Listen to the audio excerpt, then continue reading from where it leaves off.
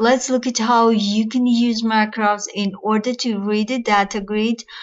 So we have a data grid, for example, here in the chart of accounts, where we can see accounts. We have items and the items data grid. There are cities in this one, and so on. And the data grids allow us to look at these records as well as sort and filter them. And now let's look at how we can use macros to get the same information.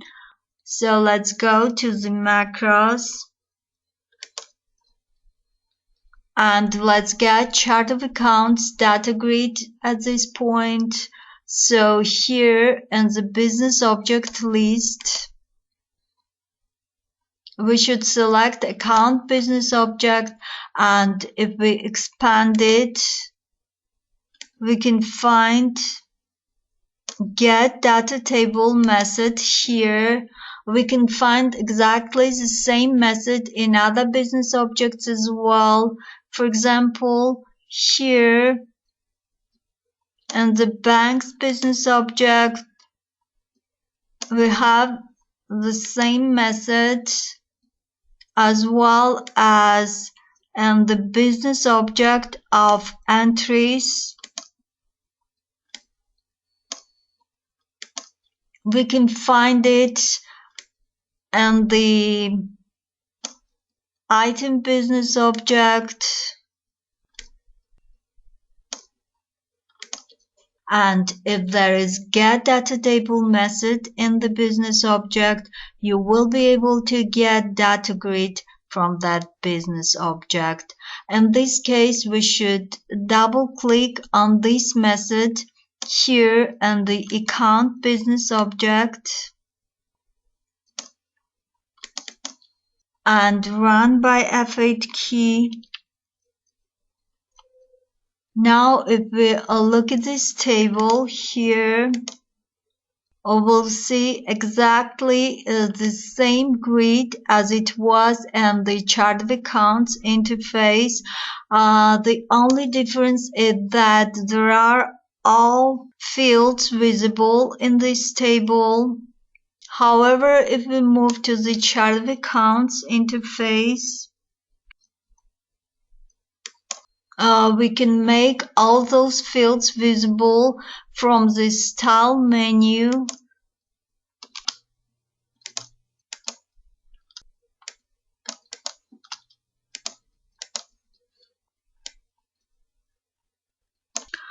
And now we can process this information by using memory object tables tool.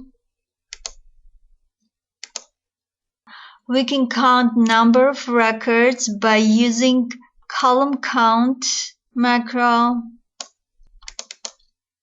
We can reiterate a loop as well.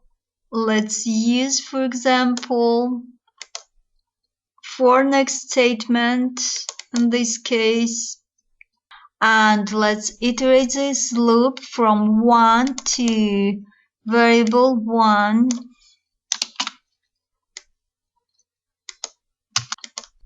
And then let's use memory object table tool, get field value, in order to get the values from this table, the value of I record of the field, let's say account.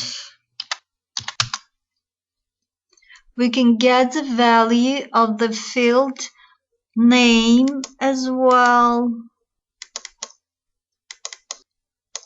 like this. And if we reiterate this loop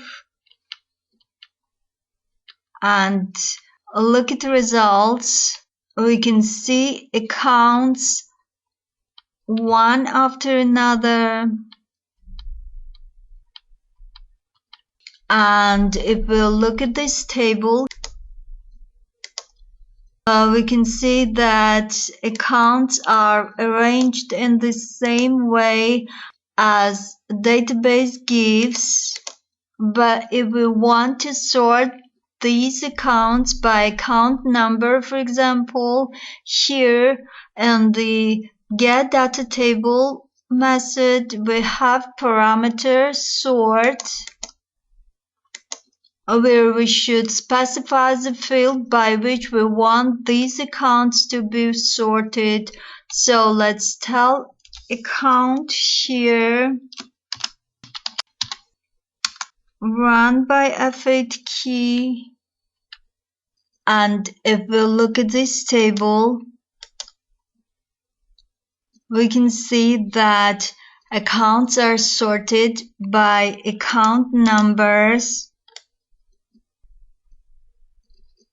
We'll see the same order here and the macro results as well.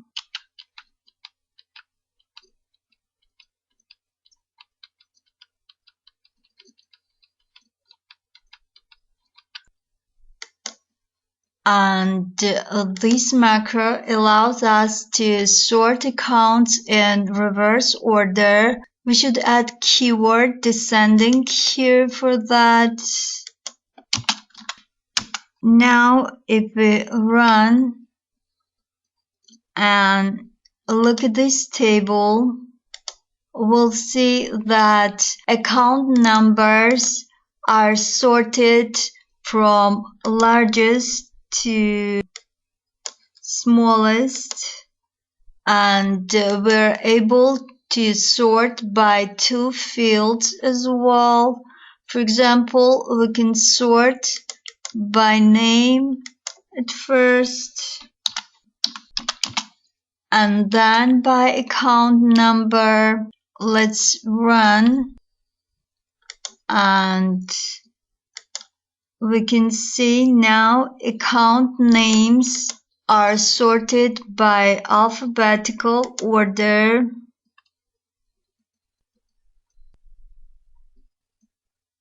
And this get data table macro allows us not only to sort but also filter the data grid information. For that we have another parameter, filter. So we can write command, for example, account equals, and then we should put account number, which is a string value, in a single quote. Let's put, for example, 1210 and filter in this way. Let's run by F8 key, and as we can see, this account is extracted from the data grid. But there is one more detail we need to know. Filter, like a sort, is written by using SQL standard. If you know this standard, you can write command yourself, but if not, the system will help you with that. Now let's look at how the system can do that. So let's go to the chart of accounts screen, where this business object operates in this case, and let's filter here. Let's choose account and tell start with, let's say 2, like this. And right here we can see SQL command written by the system. Now we need to move this command to the macro. For that we can turn on manual control by using this button. Copy this command here and then paste it in the macro, or we can press this special button here, copy this command in the clipboard, then go to the macro screen and paste command from the clipboard here and this parameter, if we run and look at this table, we can see that there are only counts starting with number 2. So in this way we're able to move filtering command from the interface to the macro. And there is one more type of data grid in the system. Those are data grids which have a date, period, currency, cost center, object. We have such an object, for example, on the screen of balances. We can see the same object on the screen of turnovers as well. Now let's look at how we can use macro to get, for example, data grid of balances. So here in the business object list, we have balances business object where we can find the same get data table macro. And as we can see here, this macro has dpcc object as a parameter, which is the date, period, currency, cost center object. And in order to pass this parameter here, we have dpcc business object. And we should use this business object to set those parameters which balances business object need. In this case, this is date, of course. And in order to set a current date, let's put now here. We can set currencies IDs as well. Let's enter, for example, 1, which is Joe Larry in this case. So let's move this business object macro down, and then let's run by F8 key. Current date passed, as you can see.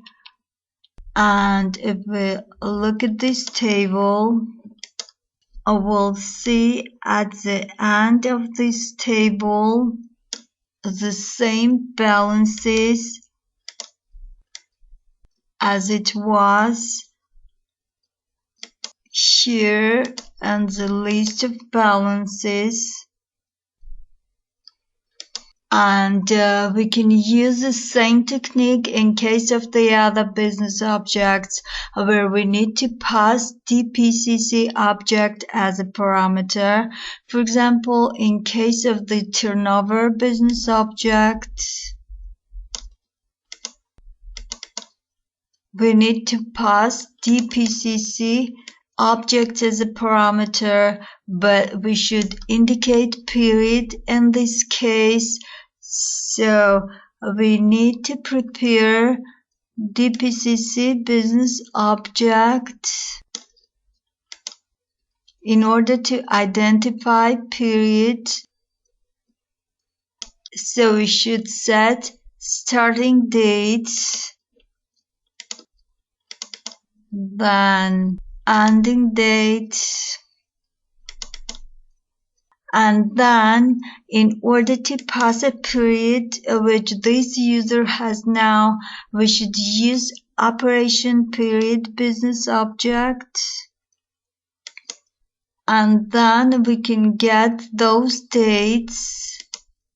But this note tells that we should use get method first, then we need to get date from, and then get date to command, and we should pass these dates as an operation period.